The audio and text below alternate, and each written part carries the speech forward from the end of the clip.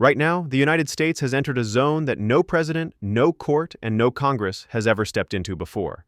A federal judge has just carried out an action that has no historical precedent in American law. While a federal criminal trial was still actively unfolding, that judge formally delivered impeachment evidence straight to the United States Congress, not an overview, not commentary, not an advisory opinion, the raw evidence itself. This did not happen during Watergate. It did not happen with Nixon. It did not happen during Clinton. It has never happened until this moment. And tonight, Washington is responding like it understands exactly how serious this is. National Guard units are mobilizing across the Capitol. Security zones are tightening. Lawmakers are being briefed in private rooms.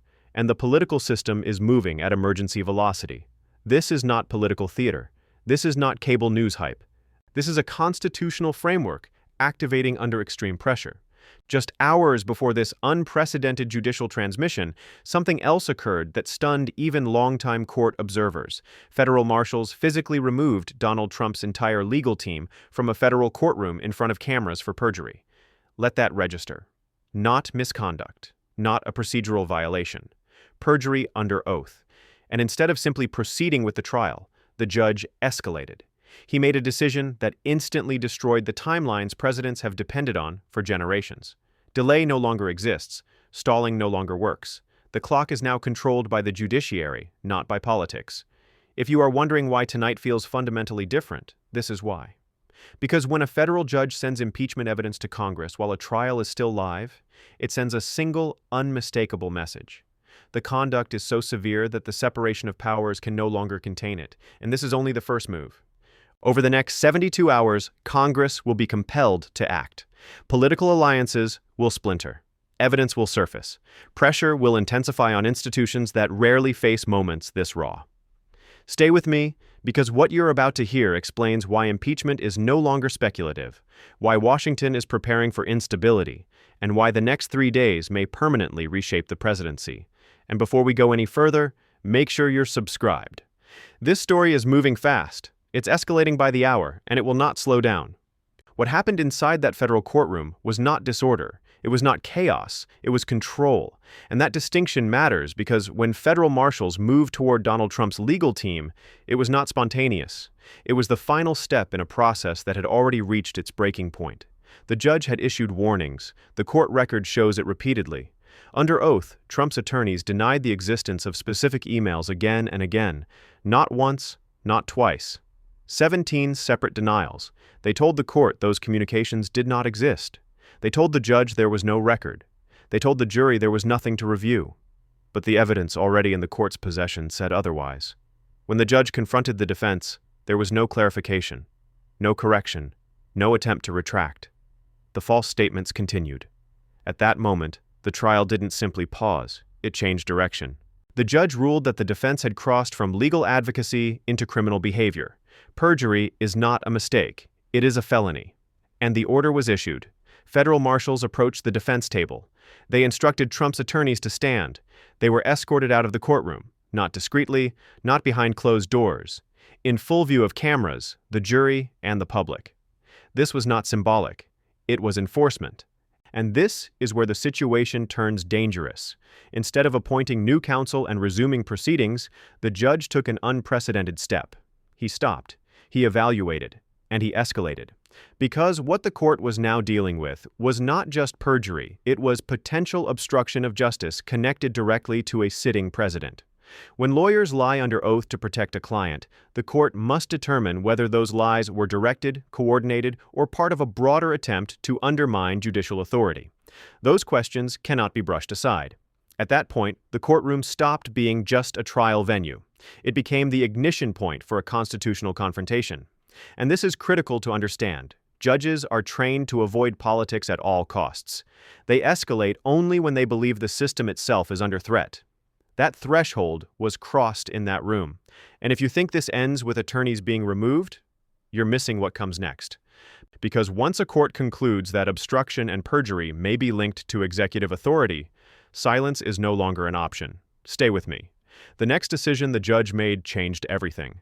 And if you want to understand how a courtroom moment exploded into a national crisis, make sure you're subscribed. What happened next is when everything cracked open. After the courtroom was cleared and the defense removed, the judge did not adjourn. He did not delay. He issued a formal judicial order, and the wording inside it sent shockwaves through Washington. The judge wrote that obstruction of justice and perjury constitute impeachable high crimes and misdemeanors, not as theory, not as commentary, in direct connection to the conduct before the court. Then came the sentence that triggered alarms nationwide. The judge stated that congressional transmission was complete. That phrase is procedural, not rhetorical. It means the court formally compiled evidence, certified it, and transmitted it directly to the House of Representatives for impeachment proceedings. Not a summary. Everything. Full transcripts documenting 17 lies under oath. Emails the defense claimed never existed, including the $40 million Saudi-linked payment email that directly contradicted sworn testimony. Body camera footage of federal marshals escorting Trump's legal team out of the courtroom. Time-stamped, cataloged, authenticated. And then the recordings. Audio never meant to be public. One recording capturing Donald Trump instructing associates to disregard court orders. Another capturing threats directed at judges. These were not leaks. They were not media exclusives. They were exhibits. Every piece sealed, indexed, and delivered straight to the House Judiciary Committee. This has never happened. During Watergate, Congress investigated. During Nixon, courts waited. During Clinton, political branches handled accountability. Here, the judiciary stepped directly into the constitutional mechanism and said, "This cannot wait." That decision matters more than any single piece of evidence. Courts do not do this unless they believe delay itself threatens the rule of law. For decades, presidents survived by running out the clock. Litigate, appeal, delay, let attention fade. That option is gone. By transmitting impeachment evidence mid-trial, the judge collapsed years into days. Congress is no longer moving on political convenience. It is moving on a judicial timeline. And once that clock starts, it does not stop. This is why lawmakers look rattled. This is why security is tightening. Because when a federal judge certifies impeachment-level conduct as documented and complete, the system must respond. What many are only now realizing is that this courtroom moment didn't create impeachment, it activated it. Congress was already prepared. Long before the judge acted, a House impeachment resolution existed quietly in the background. Fully written, fully structured, waiting. House Resolution 2353. 7 articles. Specific, severe, and designed for a moment exactly like this. Bribery tied to emoluments violations, abuse of power, obstruction of justice, contempt of Congress, violation of the oath of office, incitement, conduct linked to military deployment discussions described privately as tyrannical. For months, it sat dormant. Roughly 120 co-sponsors. Not enough. Leadership knew impeachment moves on math, not outrage. Everything changed when the judge's evidence arrived, because it didn't add allegations, it added proof. Court certified, under oath, removing deniability. By the next morning, fence-sitters were no longer debating politics. They were calculating exposure. Could they defend this publicly? Could they explain it to voters? Could they justify silence? With transcripts, recordings, and footage now public record, many could not. Names were added rapidly. Republicans joined openly. By midday, the number crossed a point of no return. 220 co-sponsors, a House majority. At that moment, impeachment became inevitable. Leadership no longer needed persuasion. The votes were already there. This is why Washington's tone shifted overnight. Delay now carried risk. This is where the Republican Party began fracturing in real time, not through leaks, through signatures, through statements that cannot be erased. Defending the president became more dangerous than breaking away. The recordings erased ambiguity. The courtroom footage destroyed spin. Republican lawmakers understood instantly. Some held press conferences. Some released statements. Others signed silently. But the message was clear. This cannot continue.